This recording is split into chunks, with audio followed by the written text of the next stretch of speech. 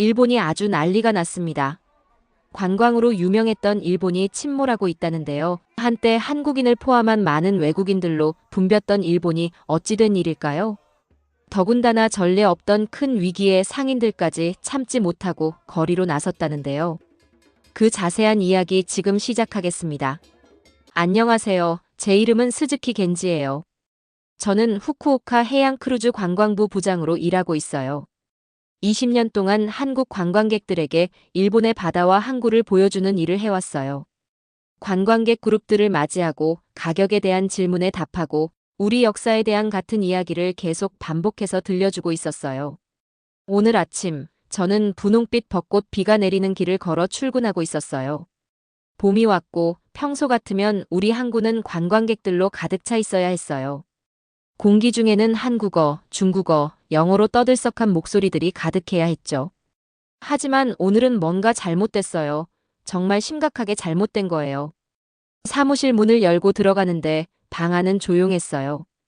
벚꽃 시즌인데도 너무 조용했죠. 와타나베, 우리 예약팀 리더가 제가 들어오자 고개를 들었어요. 부장님, 이것 좀 봐주세요. 그가 모니터를 가리키며 말하고 있었어요. 화면에는 도톤보리 거리의 실시간 카메라 영상이 보이고 있었어요. 점심시간이었는데도 유명한 쇼핑거리는 거의 텅 비어 있었어요. 몇몇 현지인들만 서둘러 지나가고 있었고 관광객 그룹은 한 명도 보이지 않았어요. 벽에 걸린 예약 현황판을 보니 숫자가 충격적이었어요. 한국인 단체 예약이 작년 대비 75%나 줄어들었더라고요. 작년에는 너무 많은 예약 때문에 사람들을 돌려보내야 했는데 다른 도시들의 보고도 마찬가지로 나쁘게 나오고 있었어요. 오사카, 나고야, 도쿄 모두 같은 상황이라고 하더라고요. 일부 사무실은 직원들을 내보내거나 일시적으로 문을 닫는 것까지 고려하고 있었어요. 오후 긴급회의 전에 저는 한국관광청 정보를 확인하고 있었어요.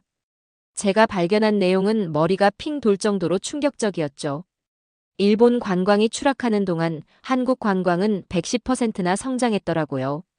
부산, 제주, 서울로 가는 배들은 완전히 만석이었고 동남아시아와 유럽에서 온 관광객들이 일본 대신 한국으로 몰려가고 있었어요. 왜일까요? 혼란스러워서 머리를 극적이고 있었어요. 우리는 이전에도 한국과 정치적 문제가 있었고 엔화가 강세여서 일본 여행이 비싼 시기도 있었어요.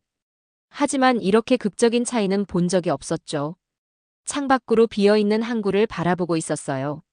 거대한 크루즈선이 정박해 있었지만 그 거대한 계단으로 내려오는 사람들은 거의 없었어요.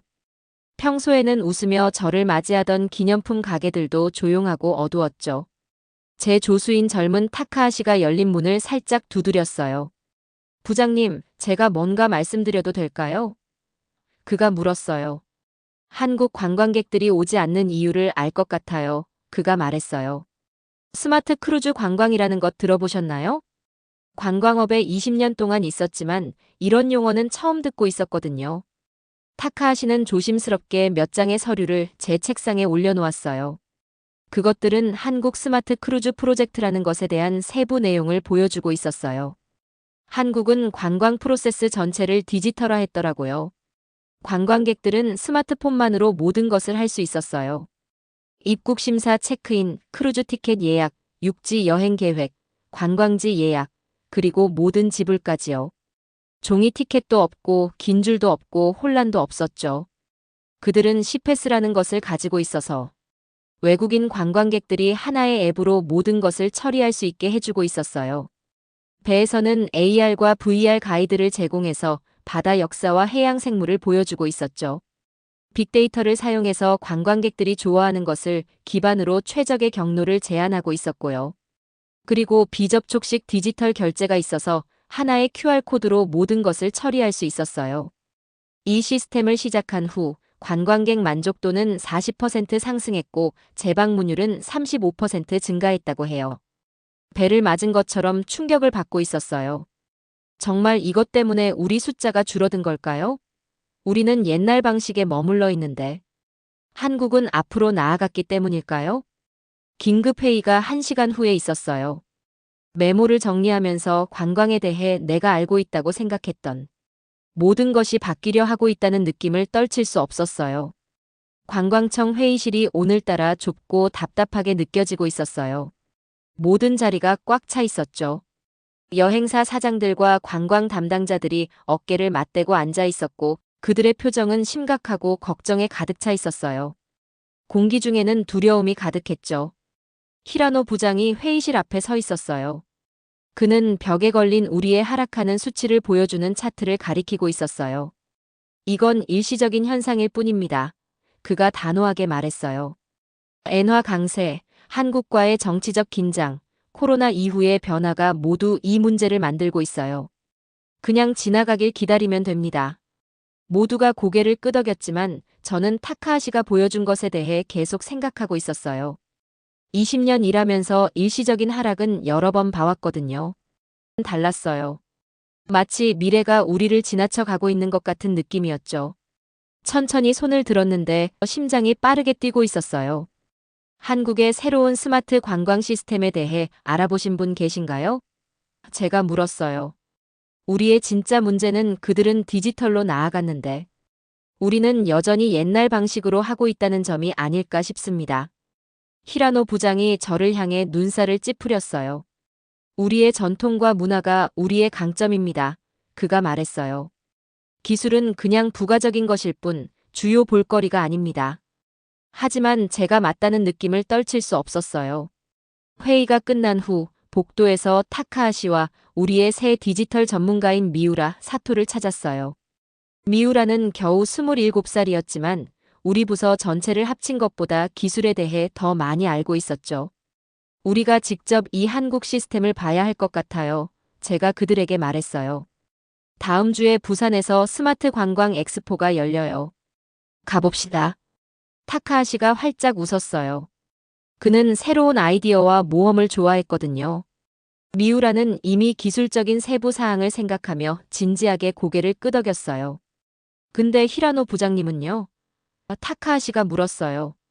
그분이 좋아하지 않으실 텐데요. 히라노 부장님은 제가 알아서 할게요. 제가 말했어요. 비록 어떻게 할지는 확실하지 않았지만요. 만약 해양 관광의 미래가 한국에 있다면 우리는 직접 눈으로 봐야 해요. 부산까지의 비행은 짧았지만 마치 다른 세계로 여행하는 것 같은 느낌이었어요. 비행기가 착륙하면서 창문 밖으로 아래 펼쳐진 한국 도시를 바라보고 있었어요. 여기서 보면 우리 일본 도시들과 너무 비슷해 보였죠. 높은 건물들, 붐비는 거리들, 멀리 있는 산들. 어떻게 관광이 여기서 이렇게 다를 수 있을까요? 부산 국제 크루즈 터미널에 발을 딛는 순간 저는 멈춰 서 있었어요. 이건 제가 본 어떤 크루즈 터미널과도 달랐거든요. 사람들이 멈추지 않고 입국 심사대를 통과하고 있었어요. 그들은 그냥 카메라를 보기만 하면 게이트가 자동으로 열렸어요. 컴퓨터가 그들의 얼굴을 인식하고 있었던 거예요. 스마트 로봇 가이드들이 여러 언어로 질문에 답하며 돌아다니고 있었어요. 로봇들은 친근한 디지털 얼굴을 가지고 있었고 명확한 목소리로 말하고 있었죠. 큰 디지털 스크린들이 관광객들이 알아야 할 모든 것을 보여주고 있었어요. 어떤 크루즈 선박이 오고 가는지, 승선하기까지 얼마나 기다려야 하는지, 도시에서 어떤 투어가 가능한지 등이요. 모든 것이 실시간이었고 모든 것이 쉬웠죠. 택시를 타고 도심으로 가는 동안 타카하시가 제 휴대폰에서 한국 관광 앱을 어떻게 사용하는지 보여주고 있었어요. 몇 번의 터치만으로 모든 버스 노선을 볼 수 있고 택시를 부르거나 차를 렌트할 수 있었어요. 심지어 어떤 기념품 가게가 다른 관광객들로부터 가장 좋은 평가를 받았는지도 볼 수 있었어요. 가슴이 다시 답답해졌는데 이번엔 다른 이유 때문이었어요. 20년 동안 저는 일본 관광을 자랑스럽게 생각해왔거든요. 우리의 정중한 서비스, 깨끗한 시설, 세심한 배려 이런 것들이 우리를 특별하게 만들었었죠. 하지만 이제 이런 것들이 더 이상 충분하지 않다는 것을 보고 있었어요. 부산 스마트 관광 엑스포는 바다 옆 거대한 컨벤션 센터에서 열리고 있었어요. 수백 개의 부스가 공간을 채우며 최신 관광 기술을 선보이고 있었죠. 우리는 그 사이를 돌아다니며 시연을 보고 브로셔를 모으고 있었어요. 그러다가 찾았어요. 스마트 투어링이라는 부스를요. 표지판에는 타카하시가 말해준 시패스 시스템을 만든 회사라고 적혀 있었어요. 깔끔한 정장을 입은 젊은 한국인 남자가 웃으며 우리를 맞이했어요. 그의 이름표에는 이민호라고 적혀 있었죠. 환영합니다. 일본에서 오셨나요? 그가 완벽한 일본어로 물었어요. 일본에서 오신 첫 방문자세요. 이민호 씨가 자신의 컴퓨터 화면을 보여줬어요. 화면에는 수백 개의 작은 움직이는 점들이 있는 부산 지도가 표시되고 있었어요. 그는 각각의 점이 관광객이라고 설명했어요. 시스템이 그들이 어디로 가는지, 무엇을 구매하는지, 무엇을 즐기는지 추적하고 있었죠. 어떤 국적이 어떤 레스토랑, 어떤 상점, 도시를 통과하는 어떤 경로를 선호하는지 학습하고 있었어요. 일본 관광객들은 보통 역사적 장소를 먼저 보고 그 다음에 쇼핑하길 원해요. 그가 설명했어요. 미국인들은 보통 바로 현지 음식을 먹고 싶어 하고요. 중국 방문객들은 단체 경험을 선호하죠. 시스템은 이 모든 정보를 사용해서 각 관광객에게 완벽한 경험을 제공하고 있었어요. 그리고 효과가 있었죠. 이 시스템을 사용한 후 80%의 관광객이 다시 찾아온다고 해요. 방문객 만족도는 45% 상승했다고 하더라고요. 이런 시스템 없이는 어떤 관광 산업도 더 이상 경쟁할 수 없어요. 이민호 씨가 말했어요. 그의 말이 찬물을 끼얹은 것처럼 다가왔어요. 그들이 정말 이제 우리의 경쟁자인 걸까? 조용히 궁금해하고 있었어요. 하지만 마음 깊은 곳에서는 이미 답을 알고 있었어요. 한국은 이제 더 이상 쇼핑을 위한 장소만이 아니었어요. 관광의 미래를 보여주고 있었죠. 그리고 우리는 따라잡기 위해 갈 길이 멀었어요. 엑스포 둘째 날은 느낌이 달랐어요. 어제는 한국이 하고 있는 일에 충격을 받았었죠. 오늘은 이것에 대해 어떻게 할지 결정해야 했어요. 이민호 씨가 우리를 그의 주요 부스 뒤에 있는 특별 시연실로 초대했어요. 방은 시원하고 어두웠는데 큰 테이블 주변으로 편안한 의자들이 놓여 있었어요. 벽에는 색색의 지도와 차트를 보여주는 대형 스크린이 걸려 있었죠. 일본에서 우리 스마트 시스템이 어떻게 작동할 수 있는지 보여드릴게요. 이 씨가 말했어요. 그가 태블릿을 두드리자 화면이 바뀌면서 후쿠오카 항구의 지도가 나타났어요. 제 항구였죠. 일어나서 나가고 싶었어요. 왜 우리가 한국의 아이디어를 따라해야 하나요? 일본은 늘 우리만의 방식으로 일하는 것을 자랑스럽게 여겨왔잖아요. 오모테나시라고 부르는 우리의 전통적인 환대 방식이 항상 우리의 강점이었어요. 한국에 도움이 필요하다는 걸 인정하고 싶지 않았죠. 하지만 또 다른 한편으로는 고향에 있는 텅 빈 크루즈선과 걱정스러운 얼굴들이 떠올랐어요. 자존심으로는 우리의 청구서를 지불하거나 일자리를 지킬 수 없을 테니까요. 이 씨가 그들의 시스템이 어떻게 작동하는지 보여주고 있었어요. 관광객들이 크루즈선에서 내리자마자 그들의 휴대폰으로 개인 맞춤형 환영 메시지를 받게 되는 거예요. 앱은 그들의 국가에서 온 다른 관광객들이 즐겼던 것을 기반으로 방문할 장소를 제안하고 있었죠. 그곳에 가는 가장 빠른 방법, 각 장소가 현재 얼마나 붐비는지, 심지어 나중에 날씨가 어떨지까지 보여주고 있었어요. 만약 그들이 기념품을 사고 싶다면 앱은 그들의 국적에 인기 있는 상품을 제공하는 상점들을 보여주고 있었죠. 모든 결제는 QR코드를 간단히 스캔하는 것으로 이루어져요. 돈을 환전하거나 신용카드를 사용할 필요가 없었죠. 이 시스템을 통해 관광객들은 혼란스러운 시간을 줄이고 즐기는 시간을 더 많이 가질 수 있어요. 이 씨가 설명했어요. 행복한 관광객들은 더 많은 돈을 쓰고 다시 올 가능성이 높아지죠. 화면에 나타난 숫자들은 반박하기 어려웠어요. 이 시스템을 사용하는 곳들은 방문객 만족도가 40-45% 증가했대요.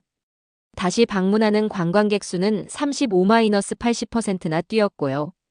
스마트 관광 지역 근처의 사업체들은 매출이 25-30% 증가했다고 하더라고요. 그래도 뭔가 내 안에서 저항하고 있었어요. 이건 단지 사업 문제가 아니었어요. 문화와 자존심의 문제이기도 했죠. 일본 관광은 우리의 개인적인 터치가 있어서 특별해요. 제가 말했어요. 우리는 단지 기술이 아니라 인간적인 연결을 자랑스럽게 생각하죠. 이 씨가 공손하게 고개를 끄덕였어요. 기술이 사람의 손길을 대체하는 게 아니에요. 그가 대답했어요. 오히려 향상시키는 거죠. 당신의 직원들은 기본적인 질문에 답하고 길을 안내하는데 시간을 덜 쓰게 될 거예요. 대신 의미 있는 연결을 만들고 진짜 문제를 해결하는데 집중할 수 있게 되죠.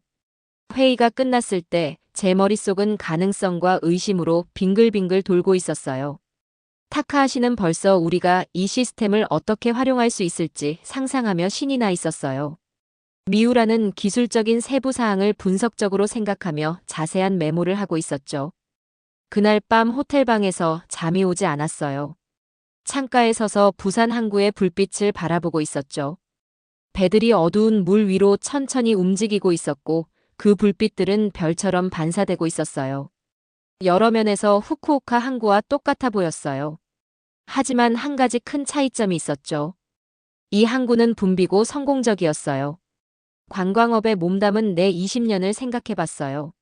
저는 항상 일본의 전통을 자랑스럽게 여겨왔어요. 우리는 일들을 주의 깊게, 정확하게, 항상 해왔던 방식 그대로 해요. 변화는 천천히 오죠. 만약 온다면요. 하지만 세상은 우리가 따라잡기를 기다려주지 않고 있었어요. 일본에 있는 딸에게 전화를 걸었어요. 그녀는 대학에서 경영을 공부하고 있는데 항상 새로운 시각을 가지고 있었죠. 아빠, 제 친구들도 다른 나라를 방문할 때 한국 여행 앱을 사용해요. 그녀가 말했어요. 그냥 더 쉬워서요.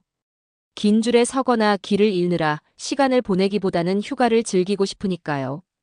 그녀의 간단한 말이 모든 비즈니스 발표나 통계보다 더 강하게 다가왔어요.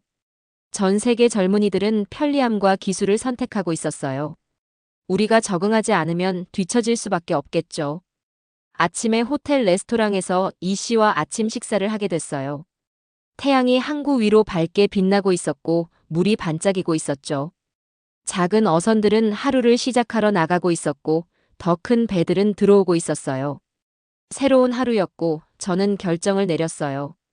국가적 자존심을 제쳐두고 함께 협력하는 것이 우리의 유일한 앞으로 가는 길일 수도 있겠네요. 제가 그에게 말했어요. 이 씨가 웃었는데 승리의 미소가 아니라 이해의 미소였어요. 이건 한국이 이기고 일본이 지는 게 아니에요. 그가 말했어요. 아시아의 모든 관광객들을 위해 더 나은 것을 만드는 거죠. 우리는 그날 남은 시간 동안 이 기술을 일본에 가져오는 방법을 계획하고 있었어요. 일본 관광을 특별하게 만드는 것을 유지하면서도 현대 관광객들이 기대하는 디지털 도구를 추가하는 데 초점을 맞추고 있었죠. 한국을 떠날 때쯤 제 서류 가방은 계획, 제안서, 데이터로 가득 차 있었어요. 하지만 더 중요한 건 제 마음이 새로운 가능성으로 가득 차 있었다는 거예요. 변화는 항상 어려워요. 특히 다른 사람이 더 나은 아이디어를 가지고 있다는 걸 인정해야 할 때는요. 하지만 때로는 생각을 바꾸는 것이 가장 용감한 일일 수도 있어요. 비행기가 이륙하면서 저는 부산 항구를 마지막으로 한 번 더 내려다보고 있었어요. 곧 저는 일본의 상사들에게 우리가 한국의 리드를 따라야 한다고 설득해야 하는 훨씬 더 어려운 도전에 직면하게 될 거예요. 저는 저처럼 우리의 전통을 자랑스럽게 여기고 변화에 저항하는 히라노와 다른 사람들을 마주해야 할 거예요. 하지만 한국이 우리 뒤로 멀어지는 것을 보면서 관광에 대해 생각할 때 몇 년 동안 느끼지 못했던 것을 느끼고 있었어요. 바로 희망이었죠. 그리고 아마도 조금의 설렘도요. 일본으로 돌아오는 비행기 여정이 한국으로 갔을 때보다 더 짧게 느껴지고 있었어요.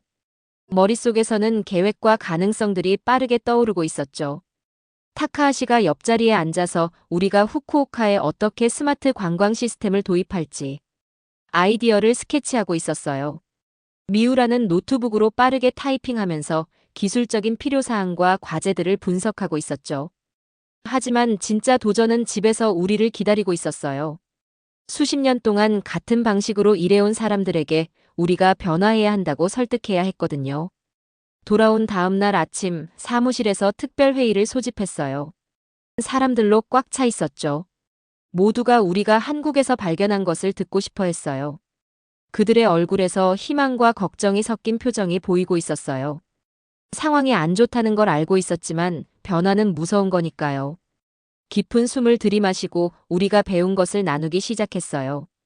부산 크루즈 터미널, 스마트 로봇 가이드, 그리고 휴대폰으로 도시를 즐겁게 탐색하는 관광객들의 사진과 동영상을 보여주고 있었죠. 히라노 부장은 팔짱을 끼고 앉아 있었고 그의 얼굴은 돌처럼 굳어 있었어요. 제 발표가 끝났을 때 그는 천천히 일어났죠. 이건 한국 시스템이에요. 그가 말했어요. 우리는 일본인입니다. 우리만의 방식이 있죠. 우리의 전통과 서비스는 항상 우리의 강점이었어요. 그의 말이 공기 중에 맴돌고 있었어요. 많은 사람들이 고개를 끄덕이며 그에게 동의하고 있었죠. 잠시 동안 거의 포기할 뻔했어요. 어쩌면 그가 맞을지도 몰라요. 어쩌면 우리는 우리가 아는 것을 고수해야 할지도 모르죠. 그때 텅 빈 항구가 떠올랐어요. 걱정스러운 얼굴들. 위험에 처한 일자리들. 전통은 중요해요. 제가 말했어요. 하지만 생존도 마찬가지죠. 저는 우리를 특별하게 만드는 것을 유지하면서도 새로운 도구를 사용할 수 있다고 믿어요. 어떻게 하는지 보여드릴게요. 다음 2주 동안 저는 이전보다 더 열심히 일했어요. 타카하시, 미우라, 그리고 저는 스마트 시스템이 후쿠오카에서 어떻게 작동할지 자세히 보여주는 상세한 계획들을 만들고 있었죠. 잠재적 이점을 보여주는 차트도 만들었어요. 비용을 보여주는 예산안도 작성했고요. 가장 중요한 것은 이 시스템이 우리의 일본식 환대를 대체하는 것이 아니라 향상시킬 것이라고 설명했어요. 기술이 일상적인 작업을 처리해서 우리 직원들이 더 나은 개인 서비스를 제공할 수 있게 해주는 거죠.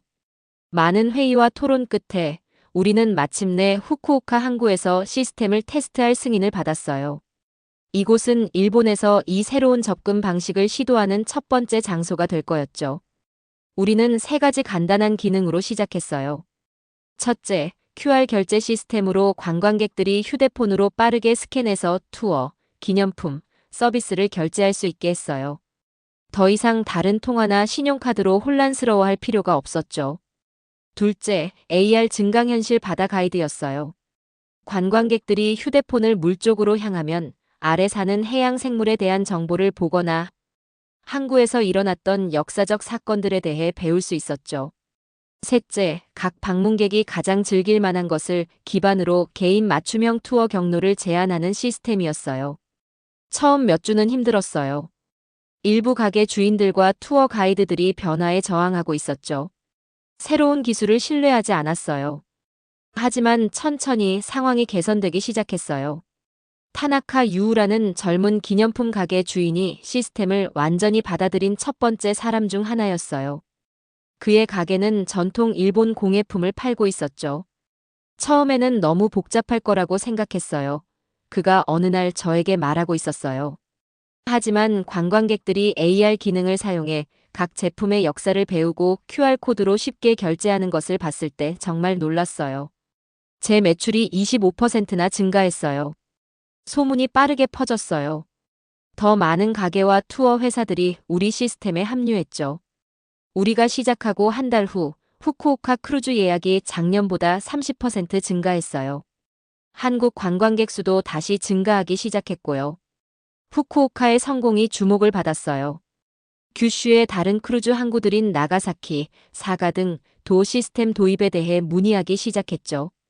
3개월 내에 일본 해양관광청은 한국의 스마트 투어링 회사와 공식 파트너십 협약을 체결했어요. 6개월 후 저는 후쿠오카 항구가 내려다 보이는 전망대에 서 있었어요. 벚나무들이 다시 꽃을 피우고 있었고 분홍색 꽃잎들이 봄바람에 떠다니고 있었죠. 하지만 작년과 달리 항구는 생기로 가득 차 있었어요. 큰 크루즈선이 막 도착했고 수백 명의 관광객들이 배에서 우리 도시로 순조롭게 흘러나오고 있었죠.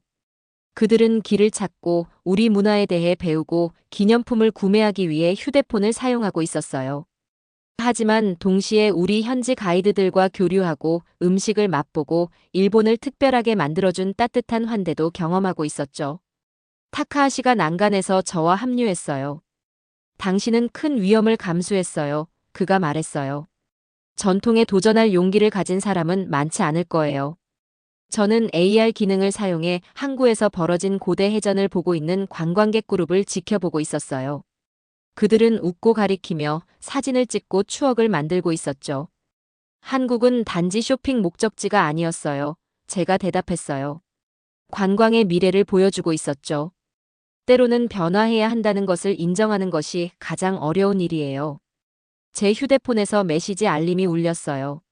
최신 수치에 따르면 우리 예약률이 이제 역대 최고였던 해보다 15%더 높아졌다고 해요. 휴대폰을 다시 넣으며 미소 지었죠. 벚꽃은 계속해서 우리 주변에 떨어지고 있었어요. 아름답고 영원하게요. 절대 변해서는 안 되는 것들이 있어요. 하지만 우리가 생존하고 성장하려면 반드시 변해야 하는 것들도 있죠. 그리고 때로는 가장 용감한 여정이 새로운 생각의 방식으로 이끄는 여정이랍니다. 오늘의 영상은 여기까지입니다. 오늘의 사연 재밌게 보셨다면 좋아요와 구독 부탁드릴게요.